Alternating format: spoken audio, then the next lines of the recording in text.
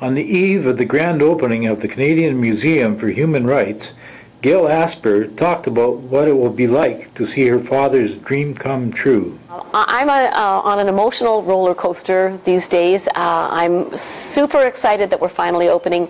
I'm also devastated emotionally that my dad, who conceived of this idea, isn't here to celebrate. And more importantly, my mom, who worked tirelessly to make his dream a reality, she died 3 years ago. So that's very, very disappointing and saddening for me. But I can't wait for this place to open. I can't wait to see all the galleries, filled with people, and for the journey to start, the beginning of the journey, really.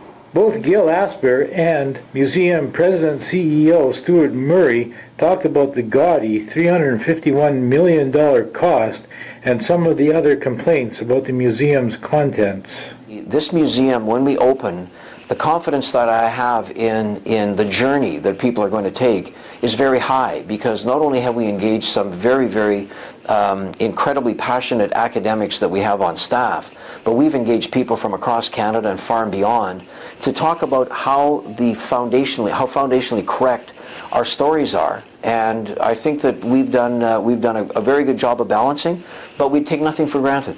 The federal government committed $100 million to build the museum, but the private sector is the largest funder of this museum. And we have raised $147.5 million, which is more than any national museum has ever raised. In fact, I think it's more than all the national museums have ever raised combined since their inception, 40 years ago. I'm really proud that Canadians took up the charge.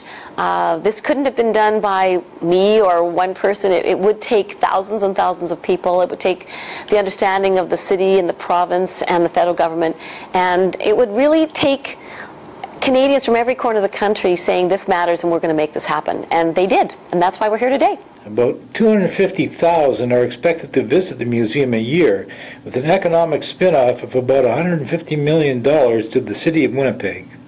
Jim Bender, Winnipeg Sun.